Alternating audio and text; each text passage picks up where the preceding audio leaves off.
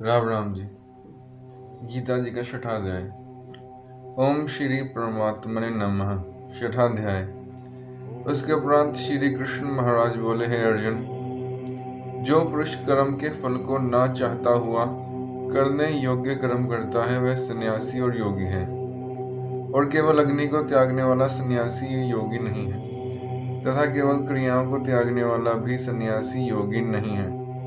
इसलिए अर्जुन, जिसको सन्यास ऐसा कहते हैं उसको तू योग जान, क्योंकि संकल्पों को न त्यागने वाला कोई भी पुरुष योगी नहीं होता। समत्व बुद्धि रूप योग में आरूढ़ होने की इच्छा वाले मननशील पुरुष के लिए योग की प्राप्ति में निष्काम भाव से कर्म करना ही हेतु कहा है, और योगारूढ़ हो जाने पर उस योगारूढ़ पुरुष के लिए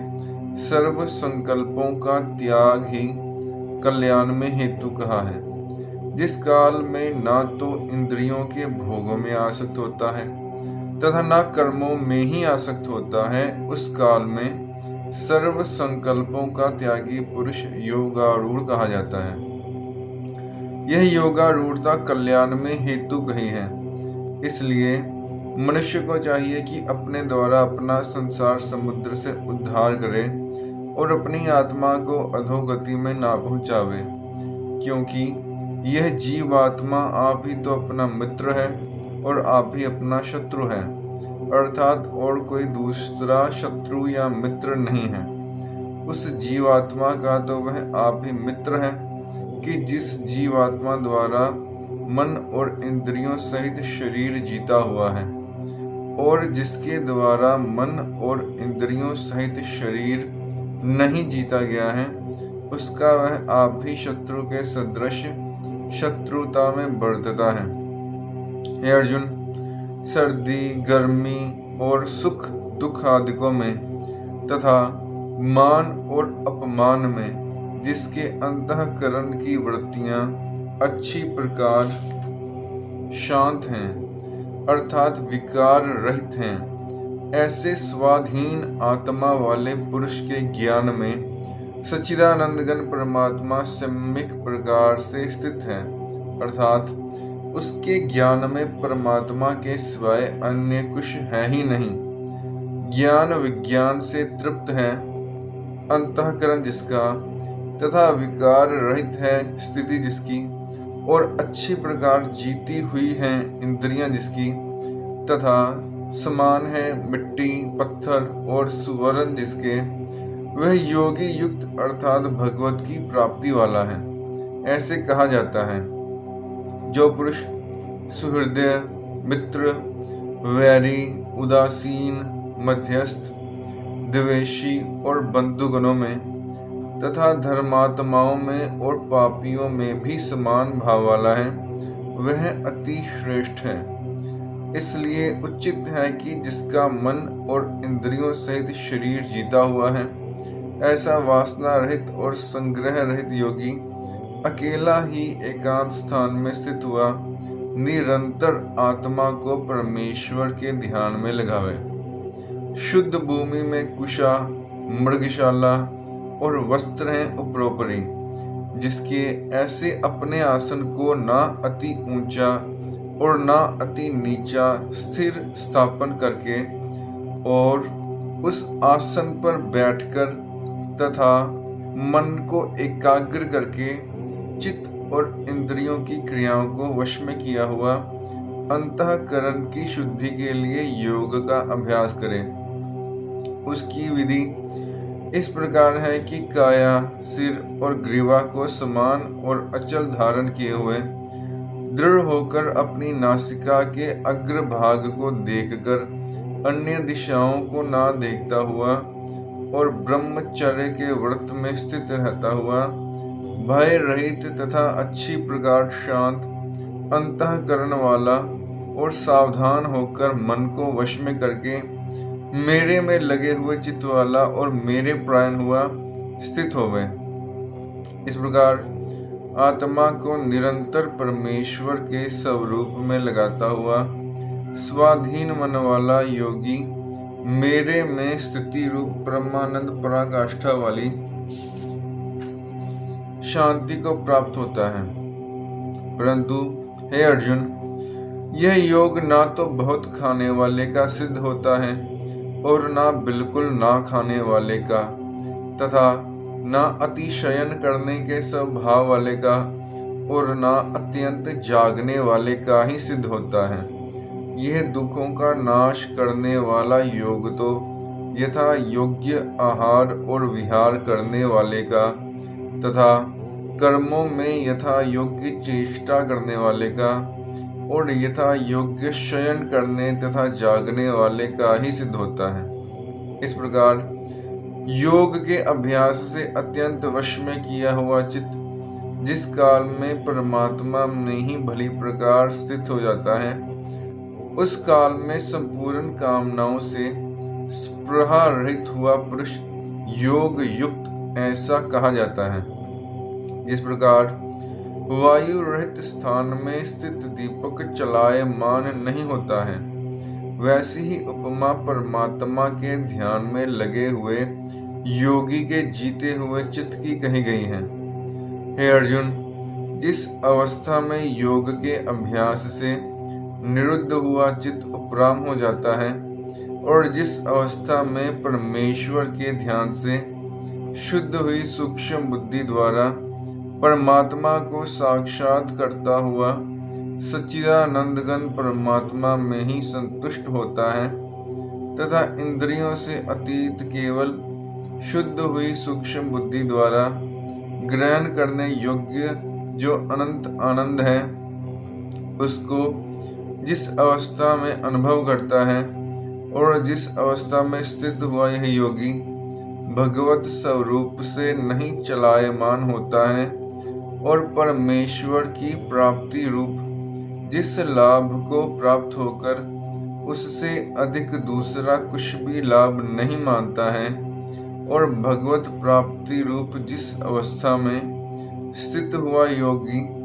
बड़े भारी दुख से भी चलायमान नहीं होता है, जो दुख रूप संसार के संयोग से रहित है तथा जिसका नाम योग है, उसको जानना चाहिए। वही योग ना उकताए हुए चित्त से अर्थात तत्पर हुए चित्त से निश्चय पूर्वक करना कर्तव्य है। इसलिए मनुष्य को चाहिए कि संकल्प से उत्पन्न होने वाली संपूर्ण कामनाओं को निशेषता से अर्थात वासना और आसक्ति सहित त्याग कर और मन के द्वारा इंद्रियों के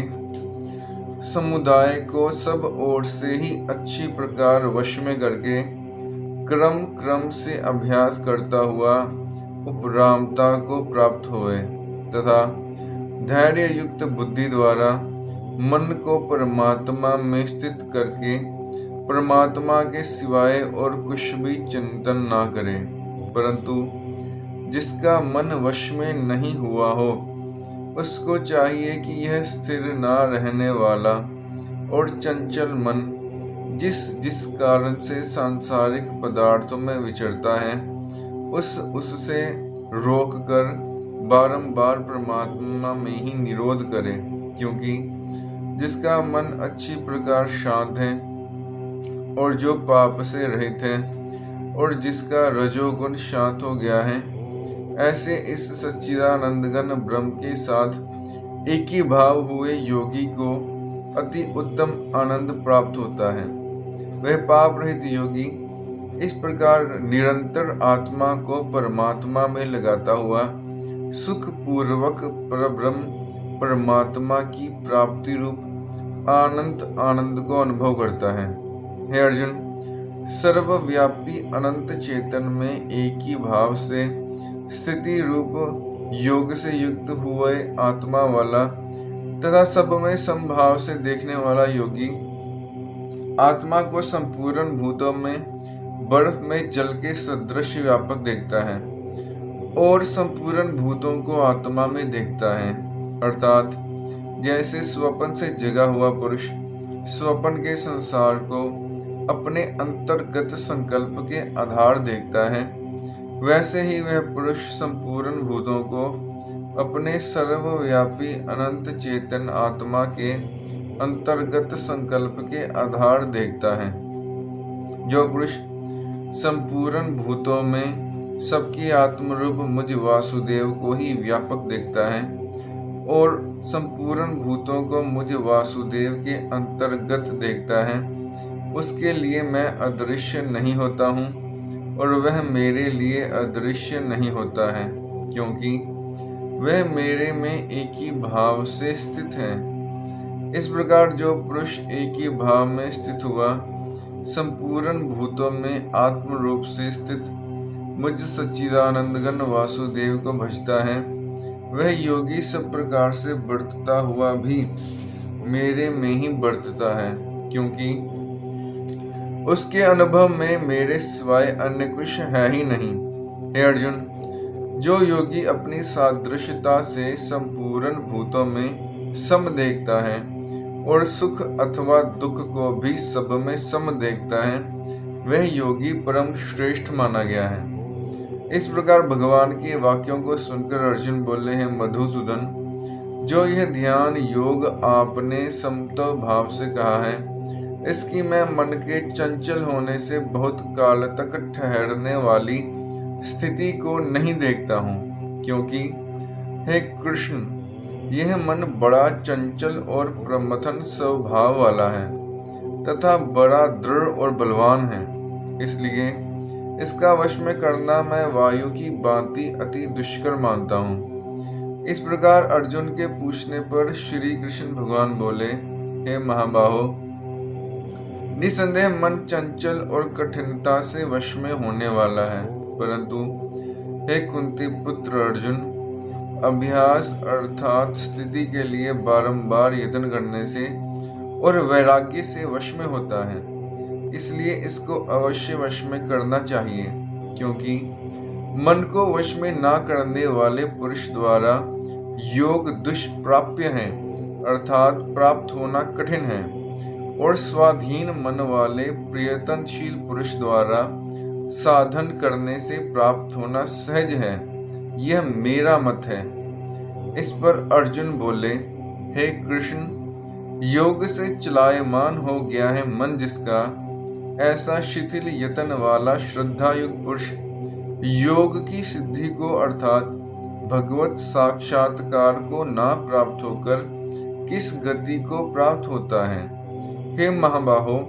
क्या वह भगवत प्राप्ति के मार्ग में मोहित हुआ आश्रय रहित पुरुष छिन्न भिन्न बादल की भांति दोनों ओर से अर्थात भगवत प्राप्ति और सांसारिक भोगों से भ्रष्ट हुआ नष्ट तो नहीं हो जाता है। हे कृष्ण, मेरे इस संशय को संपूर्णता से छेदन करने के लिए आप ही योग्य हैं, क्योंकि आपके सिवाय दूसरा इस संशय का छेदन करने वाला मिलना संभव नहीं है। इस प्रकार अर्जुन के पूछने पर श्री कृष्ण भगवान बोले, हे पार्थ, उस पुरुष का ना तो इस लोक में और ना परलोक में ही नाश होता है, क्योंकि हे प्यारे, कोई भी शुभ कर्म करने वाला अर्थात भगवत अर्थ कर्म करने वाला दुर्गति को नहीं प्राप्त होता है, किंतु वह योग भ्रष्ट पुरुष पुण्यवानों के लोकों को अर्थात स्वर्गादिक उत्तम लोकों को प्राप्त होता है। उनमें बहुत वर्षों तक वास करके शुद्ध आचरण वाले श्रीमान पुरुषों के घर में जन्म लेता है, अथवा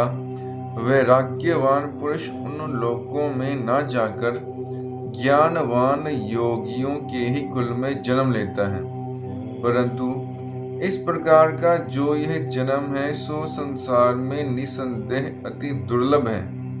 वह पुरुष वहाँ उस पहले शरीर में साधन किए हुए बुद्धि के संयोग को अर्थात समत्व बुद्धि योग के संस्कारों को अनायास ही प्राप्त हो जाता है, और हे कुरुनंदन, उसके प्रभाव से फिर अच्छी प्रकार भगवत प्राप्ति के निमित्त यत्न करता है। वह विषयों के वश में हुआ भी उस पहले के अभ्यास से ही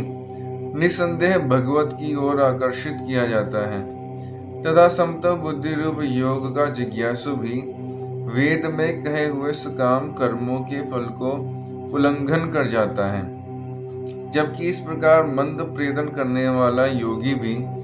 परम गति को प्राप्त हो जाता है,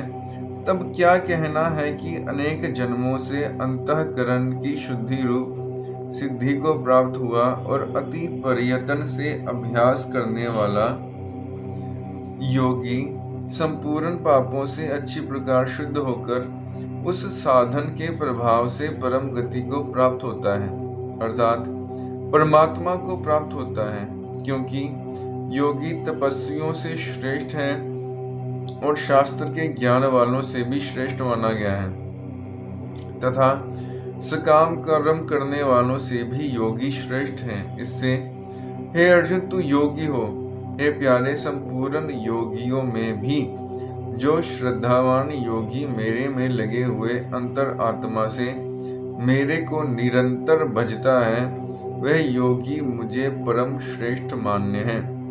इति श्रीमद् भगवद गीता रूपी उपनिषद एवं ब्रह्म विद्या तथा योग शास्त्र विषयक श्री कृष्ण और अर्जुन के संवाद में आत्म संयम योग नामक 6वां अध्याय। धन्यवाद।